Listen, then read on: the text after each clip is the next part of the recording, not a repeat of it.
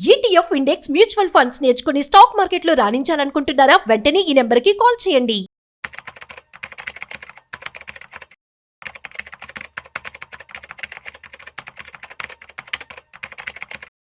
మీరు ఏదైనా లోన్ తీసుకున్నారా? లోన్ తీసుకున్న వాళ్ళందరికీ ఒక శుభవార్త. Big breaking news. Repo rate ని ఆర్బీఐ గవర్నర్ సంజయ్ మల్హోత్రా 5.5 కి తగ్గించడం జరిగిందన్నమాట. Which is the STF rate shall stand adjusted to 5.25% and the marginal standing facility MSF rate and the bank rate shall stand adjusted to 5.75%. So మనం చూస్తున్నట్లయితే ఎవరైతే loans తీసుకున్నారో bank దగ్గర నుంచి, అదే విధంగా కార్ లోన్ కావచ్చు, బైక్ లోన్ కావచ్చు, హౌస్ లోన్ కావచ్చు, గోల్డ్ లోన్, మార్ట్గేజ్ లోన్, ప్రతి లోన్ మీద కూడా మీకు ఇంట్రెస్ట్ తగ్గనుంది. సో ఇది మీ అందరికీ ఒక శుభవార్త అని చెప్పుకోవచ్చు. అయితే ఇది ఒక బిగ్ బ్రేకింగ్ న్యూస్. సో అనుకున్న దానికంటే కూడా ఎక్స్పెక్టేషన్స్ కి మించి రెపో రేట్ తగ్గించడం జరిగింది. అసలు రెపో రేట్ అంటే ఏంటి? దీన్ని ఎలా క్యాలిక్యులేట్ చేస్తారు? అసలు రెపో రేట్ ఎవరెవరికి వర్తిస్తుంది? లేదంటే మీరు ఒకవేళ లోన్ తీసుకున్నట్లయితే, ప్రస్తుతానికి ఏదైనా లోన్ కి మీరు ఈఎంఐ కడుతున్నట్లయితే ఆ లోన్ లో తగ్గే ఛాన్స్ ఏమైనా ఉంటుందా? అసలు ఫ్లోటింగ్ ఈఎంఐ అంటే ఏంటి? ఫిక్స్డ్ ఈఎంఐ అంటే ఏంటి? ఈ విషయాలన్నీ కూడా నేను మీకు ఈ రోజు ఈ వీడియోలో చెప్పబోతున్నాను. వీడియోని మిస్ అవ్వకుండా ఎండ్ వరకు చూసేయండి. నమస్తే, welcome to business buzz with Rajeev Pasupuleti on Suman TV. So అసలు రెపో రేట్ అంటే ఏంటి? రెపో అంటే, సో మనం చూస్తున్నట్లయితే చాలా బ్యాంక్స్ ఉన్నాయి బయట మార్కెట్ లో. సో బ్యాంక్స్ అన్ని కూడాను మనకి, సో మనం అందరూ కస్టమర్స్ అనమాట బ్యాంక్ కి. సో మనందరికీ కూడాను వడ్డీకి రుణాలు ఇస్తూ ఉంటుంది కదా. సో అవే రుణాలు బ్యాంక్ దగ్గర లేవు. ఫర్ ఎగ్జాంపుల్ బ్యాంక్ దగ్గర మనీ లేవు అనుకున్నప్పుడు బ్యాంక్ వాళ్ళు ఏం చేస్తారు? బ్యాంక్ వాళ్ళు ఆర్బీఐ దగ్గర నుంచి డబ్బులు తీసుకుంటారు. సో ఆర్బీఐ వాళ్ళకి ఏదైతే డబ్బులు ఇస్తుందో అది కొంత ఇంట్రెస్ట్ మీద ఇస్తూ ఉంటుంది. సో ఫర్ ఎగ్జాంపుల్ అది ఈ సంవత్సరంలో మనం చూస్తున్నట్లయితే ఇది 3వసారి రెపో రేట్ ని తగ్గించడం జరిగింది. ఈ సంవత్సరం స్టార్టింగ్ లో మనకి 6.5 ఉండేది. 6.5 ని 6.25 చేశారు. 6.25 నుంచి 6 చేశారు. 6 నుంచి ఇప్పుడు 5.5% చేశారనమాట.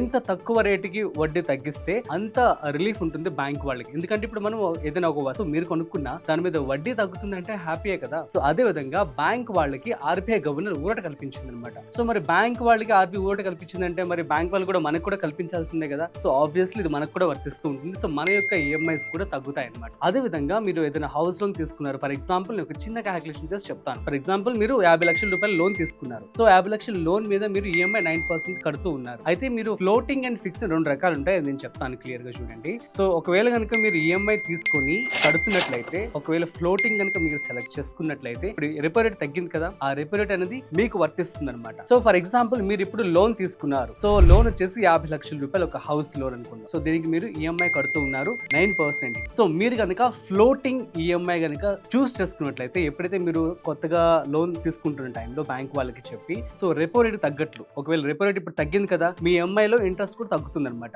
అది కనుక మీరు ఫిక్స్డ్ ఈఎంఐ కనుక సెలెక్ట్ చేసుకున్నారు అనుకోండి, మీకు ఎటువంటి రాయితీ ఉండదు. సో రెపో రేట్ పెరిగినా తగ్గినా మీ ఈఎంఐ క్లోజ్ అయ్యే వరకు కూడా మీకు ఫిక్స్డ్ ఈఎంఐ మాత్రమే ఉంటుంది. అర్థమైంది కదా క్లియర్ గా. సో రెపో అనేది ఇప్పుడు మీరు ఫ్లోటింగ్ కనుక చూస్ చేసుకున్నట్లయితే మీకు ఈఎంఐ అనేది హెచ్చు తగ్గులు ఉంటూ ఉంటుంది. ఫర్ ఎగ్జాంపుల్ రెపో రేట్ 5.5 చేశారు కదా, దాన్ని 6.5 చేశారు అనుకుందాము, అప్పుడు మీకు ఎక్కువ ఇంట్రెస్ట్ పడుతుంది అనమాట. సో ఇప్పుడు తగ్గింది కాబట్టి తక్కువ ఇంట్రెస్ట్ పడుతుంది. అది మీ యొక్క రిస్క్. మీరు బ్యాంక్ వాళ్ళతో మాడుకొని ప్రాపర్ స్టడీ చేసుకొని మీరు తీసుకునేటప్పుడు జాగ్రత్తగా ఫ్లోటింగ్ సెలెక్ట్ చేసుకుంటే మీరు రాయితీ పొందేవారు ప్రస్తుతానికైతే. సో ఒకవేళ ఫిక్స్డ్ సెలెక్ట్ చేసుకున్న వాళ్ళకైతే ఎటువంటి రాయితీ ఉండదు. ఒకవేళ మీరు కనుక ఏదైనా లోన్ తీసుకోవాలనుకున్నట్లయితే కొంచెం ఆగండి. సో ఈ నెల ఇప్పుడు రిలీజ్ చేశారు కాబట్టి 1 నెల నుంచి 2-3 నెలల్లో దీన్ని ఇంప్లిమెంట్ చేస్తారనమాట. ఇంట్రెస్ట్ కూడా తగ్గుతుంది కాబట్టి చక్కగా మీరు తక్కువ వడ్డీకి యొక్క రుణాన్ని మీరు పొందవచ్చు. హౌస్ కావచ్చు, కార్ లోన్, ఏదైనా సరే కూడా మీరు. అసలు రెపో అనేది ఎలా వర్క్ అవుతుంది అంటే చెప్పాను కదా. సో బ్యాంక్ వాళ్ళకి ఆర్బీఐ అనేది డబ్బులు ఇస్తూ ఉంటుంది.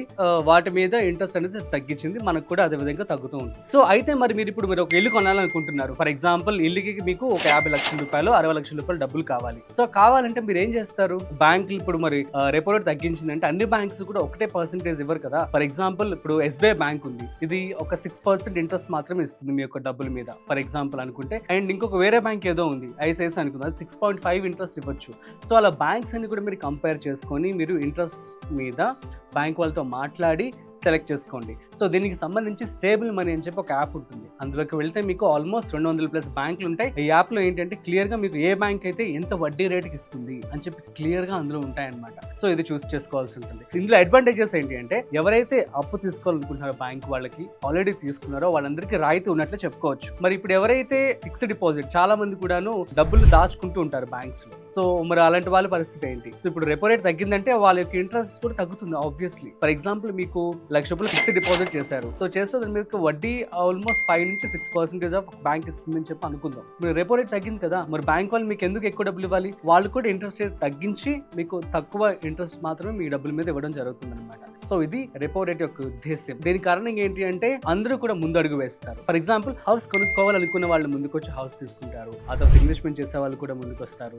రియల్ ఎస్టేట్ అనేది బూమ్ అవుతూ ఉంటుంది. దీని ద్వారా అన్ని అడ్వాంటేజెస్ అయితే ఉన్నాయి. మన ఎకానమీ కూడా గ్రో అయ్యే ఛాన్స్ ఉంటుంది. ఎందుకంటే అందరికీ కూడా so MSMEs, micro small medium scale entrepreneurs అందరూ కూడాను చక్కగా లోన్స్ తీసుకోవడానికి ముందుకోచ్చి వారి బిజినెస్ కూడా వారు స్టార్ట్ చేసుకోవడానికి ఆస్కారం ఉంటుంది అనమాట. సో అది గైస్, ఇవాళ RBI governor Sanjay Malhotra repo rate ని 3వసారి తగ్గించారు. సో 1 year లో 3వసారి తగ్గించడం అంటే ఇట్స్ గ్రేట్ థింగ్ అని చెప్పుకోవచ్చు. సామాన్యులందరికీ కూడాను మంచి ఊరట కల్పించారనే చెప్పుకోవాలి. సో గైస్, అర్థమైంది కదా, ఇది బిగ్ బ్రేకింగ్ న్యూస్ అనమాట. ఇవాళ గుడ్ న్యూస్. ఎవరైతే ఆంటర్‌ప్రెన్యూర్స్ ఉన్నారో, ఎవరైతే ఇన్వెస్టర్స్ ఉన్నారో, ఎవరైతే కొత్తగా తీసుకోవాలనుకుంటున్నారో మీరు ఆలోచించి కొన్ని రోజులు ఆగి చక్కగా ఎప్పుడైతే ఈ యొక్క రెపో రేట్ తగ్గిన తర్వాత నుంచి బ్యాంక్స్ ఇంప్లిమెంట్ చేస్తున్నాయో దాని మీద వడ్డీకి మీరు లోన్స్ అనేది తీసుకోండి. అందరికీ కూడా ఒక మంచి విషయం అనేది చెప్పుకోవచ్చు. రెపో రేట్లో నేను ఒక చిన్న ఎగ్జాంపుల్ చెప్తే క్లారిటీ ఇవ్వబోతున్నాను. ఫర్ ఎగ్జాంపుల్ మీకు ఆల్రెడీ ఒక హౌస్ లోన్ ఉంది. ఓకే, హౌస్ లోన్ ₹50 లక్షలు అని చెప్పి అనుకుందాం. 50 లక్షల హౌస్ లోన్ మీకు 15 ఏళ్ళలో 10 ఏళ్ళలో పెట్టుకున్నారు. ఓకే, 10 ఏళ్ళు ప్రతి నెల మీరు ఇంత అని చెప్పి ఇంట్రెస్ట్ కడుతూ ఉన్నారు. 9% అనుకుందాం ఫర్ ఎగ్జాంపుల్. ఇప్పుడు ఈఎంఐ తగ్గింది కదా, సో రెపో రేట్ తగ్గింది కదా, సో దీని మీద ఇంట్రెస్ట్ కూడా అంతే తగ్గుతుంది. 9% అయితే 8.5%కి మీకు ఇంట్రెస్ట్ కట్టాల్సి ఉంటుంది. అది కూడా మీరు ఎప్పుడైతే బ్యాంకుకి వెళ్ళి లోన్ తీసుకుంటారో తీసుకునే సమయంలో బ్యాంక్ వాళ్ళకి చెప్పాలి, బ్యాంక్ మేనేజర్కి, సార్ నేను ఫ్లోటింగ్ సెలెక్ట్ చేసుకుంటాను, ఫ్లోటింగ్ ఈఎంఐ అంటే ఇప్పుడు ప్రజెంట్ రెపో రేట్ పెరిగినా నేను రెడీ టు బేర్, తగ్గినా కూడా రెడీ టు బేర్ అని చెప్పినట్లు ఉండాలన్నమాట.